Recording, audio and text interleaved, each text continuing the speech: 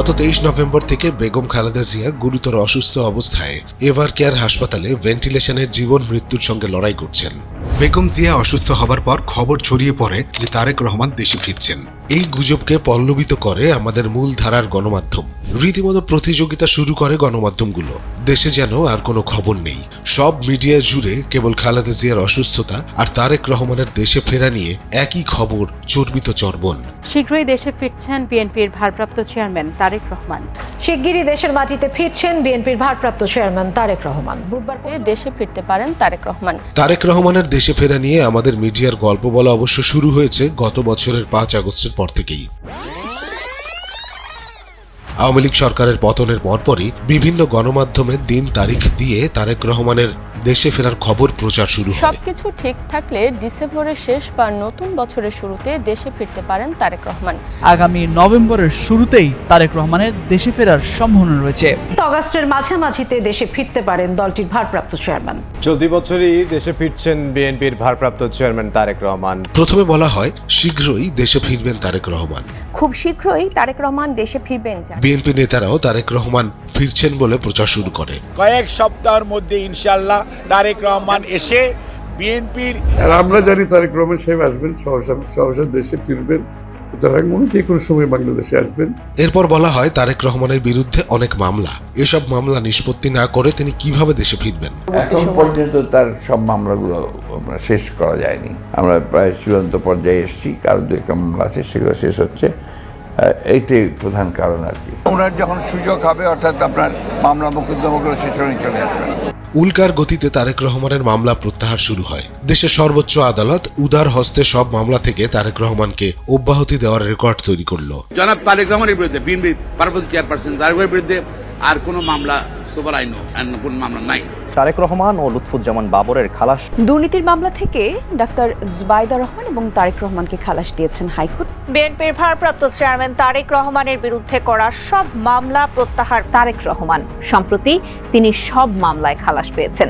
সব মামলা থেকে মুক্তি পাওয়ার পরও তারেক রহমানের জন্য বিএনপির অপেক্ষা ফুরায় না। কর্মীদের হতাশা কাটতে তারেক রহমান নিজেই বিবিসিকে দেওয়া সাক্ষাৎকারে বলেন, কিছু সঙ্গত কারণে হয়তো ফিরাটা হয়ে ওঠেনি এখনো, তবে সময় তো চলে এসছে মনে হয়। ইনশাল্লাহ দ্রুতই ফিরে আসব। সেটা কবে আমরা কি জানতে পারি? দ্রুতই, মনে হয় দ্রুতই ইনশাল্লাহ। নির্বাচনের আগে কি তাহলে আপনি দেশে আসবেন এমন সম্ভাবনা তাহলে বলা যায়? আমি তো, আমার সর্বোচ্চ চেষ্টা থাকবে, ইচ্ছা থাকবে, আগ্রহ থাকবে। সেই প্রত্যাশিত নির্বাচন জনগণ চাইছে, সেই প্রত্যাশিত নির্বাচন যখন অনুষ্ঠিত হবে জনগণের সাথে, জনগণের মাঝেই থাকবো ইনশাল্লাহ। এর মধ্যে প্রধান উপদেষ্টা বিএনপির নির্বাচনের দাবিতে আন্দোলনের হুঙ্কার থামাতে ছুটে যান লন্ডনে।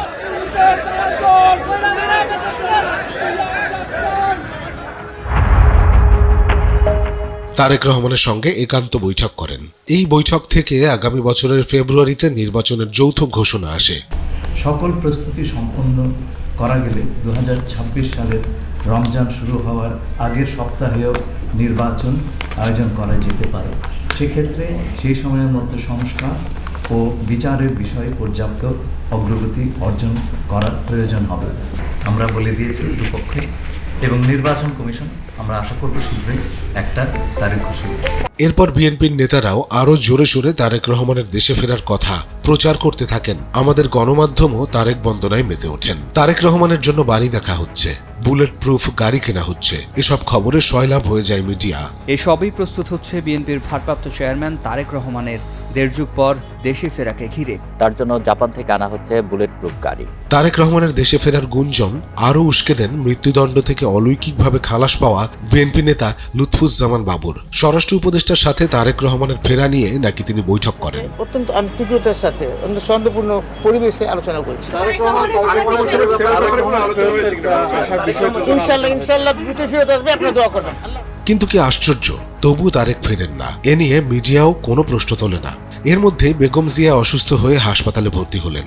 তার শারীরিক অবস্থার দ্রুত অবনতি ঘটতে শুরু করলো। এবার শুরু হলো তারেক রহমানের দেশে ফেরা নিয়ে গণমাধ্যমের কল্পনার প্রতিযোগিতা। তারেক রহমানের ফেরার খবরে মিডিয়া যেন সয়লাভ, কিন্তু কেউ প্রশ্ন করেনি তারেক রহমান কোন স্ট্যাটাসে যুক্তরাজ্যে আছেন। তিনি কি ব্রিটিশ নাগরিকত্ব নিয়েছেন? তার আসতে বাধা কোথায়? এই প্রশ্নগুলো তৈরি হয়েছে দেশে ফেরা নিয়ে তারেক রহমানের অস্বচ্ছতা এবং দলের শীর্ষ নেতাদের অবিরাম মিথ্যাচার। তিনি শিগগির চলে আসবেন। তারেক রহমান সাহেব আসবেন, সহসা দেশে ফিরবেন।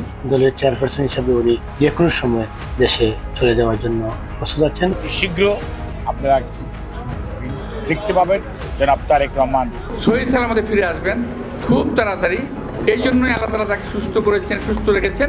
গণমাধ্যম যখন তারেক রহমানকে দেশে প্রায় ফিরিয়েই আনছিল, ঠিক তখনই নিজের ভেরিফাইড ফেসবুক পেজে তারেক রহমান লেখেন, এমন সংকটকালে মায়ের স্নেহ স্পর্শ পাওয়ার তীব্র আকাঙ্ক্ষা যে কোনো সন্তানের মতো আমারও রয়েছে, কিন্তু অন্য আর সকলের মতো এটা বাস্তবায়নের ক্ষেত্রে আমার একক সিদ্ধান্ত গ্রহণের সুযোগ অবারিত ও একক নিয়ন্ত্রণাধীন নয়। তারেক রহমান আরো লেখেন, স্পর্শকাতর এই বিষয়টি বিস্তারিত বর্ণনার অবকাশও সীমিত।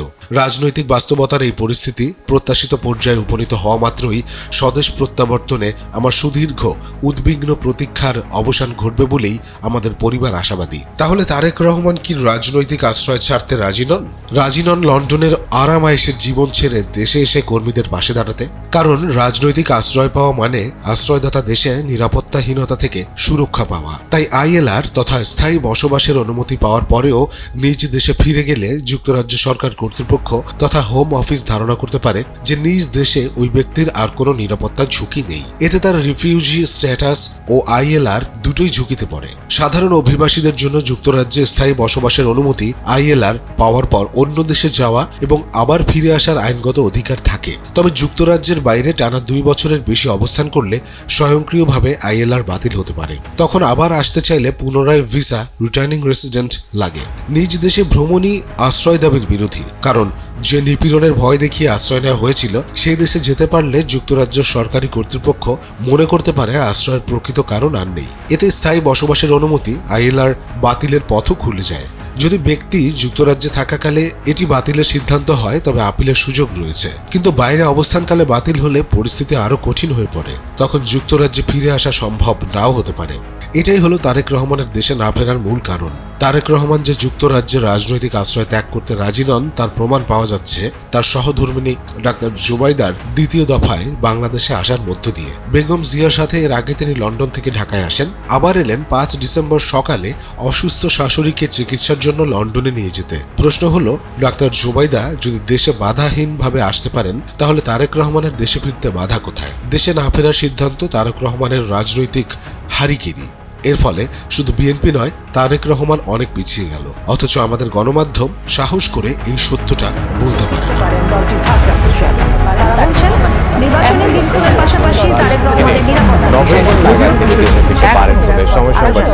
মায়ের অসুস্থতায়